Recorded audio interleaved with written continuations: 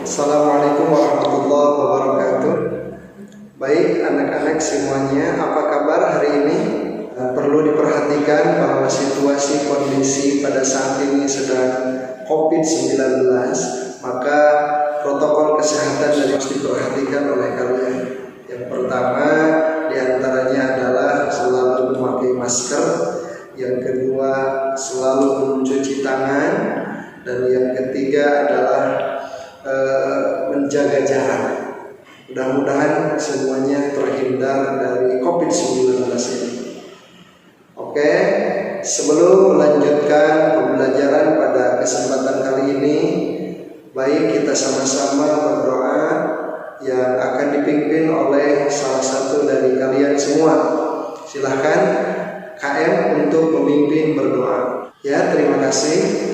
Mudah-mudahan pembelajaran kali ini, kegiatan kali ini, kita semua diberi kelancaran oleh Allah Subhanahu wa Ta'ala. Selanjutnya, apakah ini semuanya hadir?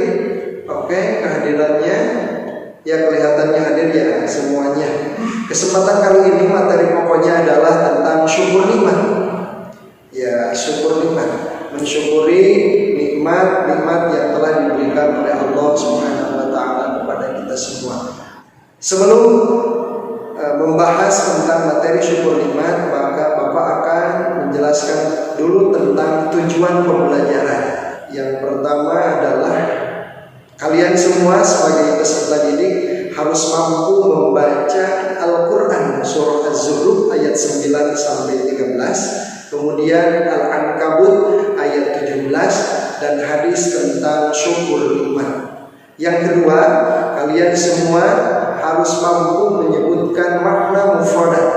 Makna mufradat dari surah Az-Zukhruf ayat 9 sampai 13, kemudian Al-Quran surah Al-Ankabut ayat 17, dan hadis tentang syukur nikmat. Yang ketiga adalah peserta didik harus mampu menjelaskan isi kandungan Al-Quran surah Az-Zukhruf ayat 9 sampai 13, Al-Ankabut ayat 7, dan hadis tentang syukur nikmat. Tujuan pembelajaran yang keempat adalah kalian harus mampu menunjukkan perilaku mensyukuri nikmat. Perilaku yang ada kaitannya dengan syukur nikmat. Itulah tujuan pembelajaran pada kesempatan kali ini. Selanjutnya Bapak juga akan menyampaikan metode pembelajaran. Metode pembelajaran pada kesempatan kali ini adalah yang pertama diskusi. Bentuk diskusi ini nanti setelah Bapak menjelaskan, Bapak akan membagi kalian beberapa kelompok sesuai tujuan pembelajaran yang tadi Bapak sampaikan. Dari kelompok tersebut silahkan ditunjuk salah satu dari kalian menjadi ketua kelompok, dan di bawahnya nanti ada anggota-anggota. Setelah itu yang kedua, metodenya adalah metode tanya jawab. Bapak akan memberikan beberapa pertanyaan kepada kalian tentang syukur nikmat, di mana pertanyaan-pertanyaan tersebut silahkan kalian diskusikan, silahkan kalian rembukan dengan teman-teman sekelompok, dan di akhir nanti kalian harus mampu menjawab atau menjelaskan, baik nanti di depan kelas atau dengan perwakilan dari kalian. Yang ketiga, metode pembelajaran ini adalah resitasi, artinya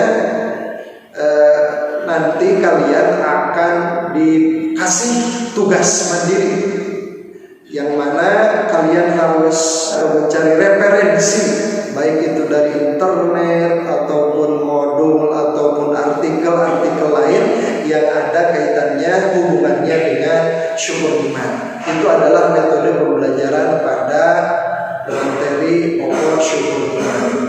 Di ayat selanjutnya yaitu ayat 10, siapa dan yang maha perkasa lagi maha mengetahui, ini alladzi ja'ala lakumul arda mahda, Allah yang menjadikan bumi ini sebagai tempat menetap. Tempat menetap sekalian umat manusia Artinya kita sebagai makhluk dikasih fasilitas oleh Allah Subhanahu wa taala untuk mengisi dan membudidayakan, menghidupkan alam sekitar ini, dunia ini yang diciptakan oleh Allah untuk kita. Di sana Allah memberikan fasilitas. Ja'ala lakumul arda mahda wa ja'ala lakum fiha subula. Supaya kita mencapai tujuan, maka Allah Subhanahu wa taala memberikan jalan-jalan. Kalau tidak ada jalan, tidak akan mungkin kita sampai terhadap tujuan itu. Selanjutnya, ayat ke-11-nya Allah Subhanahu wa taala sifatannya adalah yang menurunkan hujan dengan kadarnya, biqadari. Biqadari, yaitu dengan ketentuannya, dengan ukurannya. Coba bayangkan ya, apabila Allah Subhanahu wa taala menurunkan sekaligus itu tanpa ada ukurannya, apa yang akan terjadi? Supaya apa? Allah menurunkan hujan itu ya supaya tanah-tanah yang tadinya tandus menjadi hidup kembali. Tanah yang sudah keras, sudah membelah-belah akan hidup kembali. Dan gambaran itulah sebagai gambaran kita nanti yang sudah mati akan dihidupkan kembali. Di ayat 12-nya Allah Subhanahu wa taala yang menciptakan manusia ini atau makhluk ini secara berpasang-pasangan. Jangan takut yang sekarang tidak punya pasangan, sudah yakin Allah memberikan pasangannya. Alladzi khalaqal azwaja. Di ayat yang lain Allah menyampaikan seperti itu. Jadi secara kesimpulan bahwa isi kandungan dari Al-Quran surah Az-Zukhruf ayat 9 sampai 13 bahwa semua ciptaan yang diciptakan oleh Allah Subhanahu wa taala itu adalah sebagai anugerah atau nikmat yang patut disyukuri oleh kita sebagai hamba-Nya. Bagaimana akan kita mentasawufkannya nikmat tersebut? Bagaimana akan kita menjadikannya nikmat tersebut?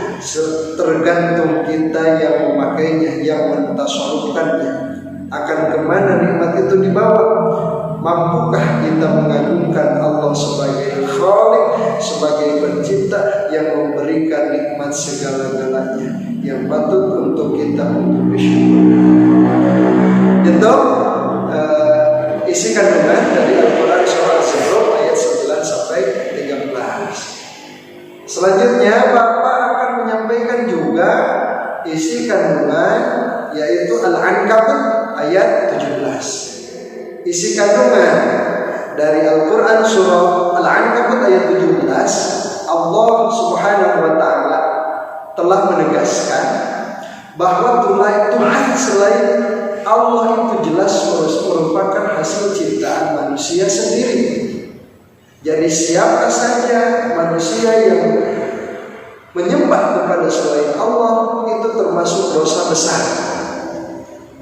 Karena selain Allah tidak mampu memberikan rezeki. Pada hakikatnya tidak mampu memberikan rezeki, dan yang mampu memberikan rezeki hanyalah Allah Subhanahu wa taala. Maka di saat Allah memberikan rezeki kepada kita, baik itu rezeki sebagai bentuk fisik ataupun rohani, jasmani dan lain sebagainya, semuanya patut kita untuk mensyukurinya. Ya, patut kita untuk mensyukurinya. Jangan disia-siakan nikmat dari Allah ini dengan menyia-nyiakan ibadah kepada selain Allah. Itu kan termasuk tasarrufun ni'am. Kalau istilah lainnya tasarrufun ni'am. Jadi kalau kita beribadah kepada selain Allah, diantaranya itu termasuk tidak mentasarrufkan nikmat yang Allah berikan kepada kita sebagai hamba-Nya. Hadis kaitannya dengan syukur nikmat. Salah satunya hadis yang diriwayatkan oleh Imam Muslim, la yashkurullaha man la yashkurun nas. Itu hadisnya. Tidak termasuk orang yang bersyukur kepada Allah apabila dia tidak mampu bersyukur kepada sesama manusia. Artinya, sebelum kita kita bersyukur kepada Allah, tentunya kita bersyukur dulu dengan sesama manusia. Harus baik dulu, hablum minan nas. Apabila kepada manusia tidak mampu bersyukur, sekalipun hakikatnya kita bersyukur kepada Allah, anak-anak, itu tidak termasuk bersyukur kepada Allah. Jadi gimana tadi? Yang disebut dengan syukur nikmat adalah berterima kasih terhadap apa yang telah diberikan oleh Allah Subhanahu wa taala kepada kita sebagai hambanya. Berterima kasih dengan kita beribadah kepadanya, dengan menjalankan apa yang telah diperintahkan oleh Allah Subhanahu wa taala kepada kita sebagai hambanya. Itu yang termasuk dalam definisi syukur nikmat. Barangkali untuk pertemuan kali ini dicukupkan sekian saja. Kita tutup dengan doa bersama dengan membacakan